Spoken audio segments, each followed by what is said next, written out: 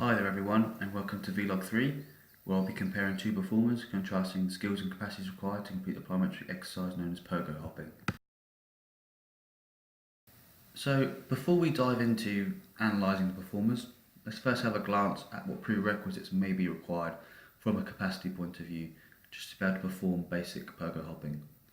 So pogo hopping in general is a low-level plyometric activity, like skipping, where the main objective is to load the foot in a dorsiflex position to allow tendon force contribution, hence the need for the lower limb dynamic range of motion to be able to actively pull and push the ankle. Being a fast stretch shortening cycle activity, so those that have ground contact times of 250 milliseconds or less, lower limb stiffness or the ability to reflexively produce force is paramount to successful repetition, especially within the ankle and knee. As performers become more accustomed to plyometric activities, the sensitization of force-controlling mechanoreceptors called Golgi tendon organs reduces, allowing for higher muscle spindle activation and also resultant force.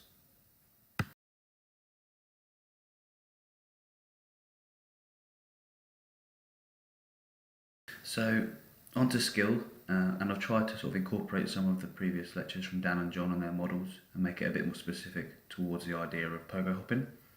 And as you can see by this simple model, when a skill is learnt through a stimulus, there is a neural response to that technical demand, which when repeated in a correct or incorrect fashion, it is still learnt.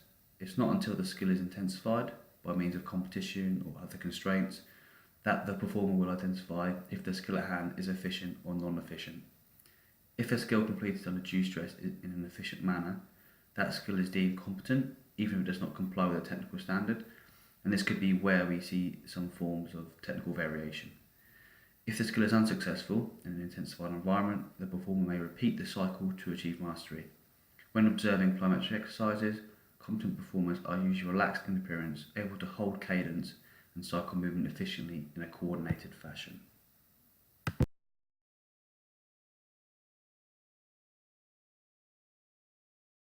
The ankle is to be able to dynamically plantar and dorsiflex to allow the midfoot to strike and to pre-stretch the Achilles.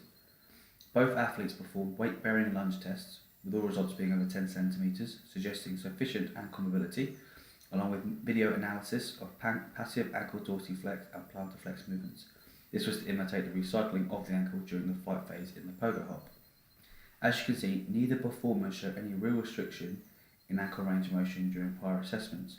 However, once performing the movement, the performer on the left is unable to efficiently dorsiflex the ankle mid-flight, leading to a front foot landing upon strike, which may be a mixture of Golgi tendon activation and fatigued ankle dorsiflexor muscle groups. Assessing lower limb stiffness, there is very little difference in peak flexion upon landing, which may be due to differences in anthropometrics, with the performer on the right being considerably taller. However, when observing peak extension during takeoff, the athlete on the right has considerably higher ankle plantar flexion, allowing for greater propulsion. This could be due to a number of factors, but from the pictures it's obvious that the performer on the right has greater cross-sectional area of muscle mass surrounding the calf and the quad and the glutes, which may help her to produce greater levels of force, which would be an underlying capacity towards producing repetitive pogo hopping. Furthermore, the athlete on the right is able to produce far greater amounts of flight time with slightly longer moments of ground contact time, suggesting her capacity to develop force may be more efficient.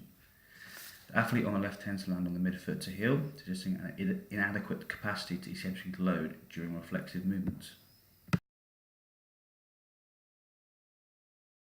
Complete successive pogo hops. We can see the athlete on the left is clearly more relaxed and consistent in his rhythm, and has cadence with a more efficient use of his arms in a synchronized fashion.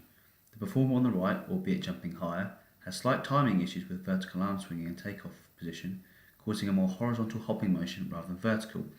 To further understand if this is a skill-related issue, both performers completed other skipping and rhythmic hopping sequences, where you can see the athlete on the right begin to struggle with more complex tasks, suggesting a skill-related issue.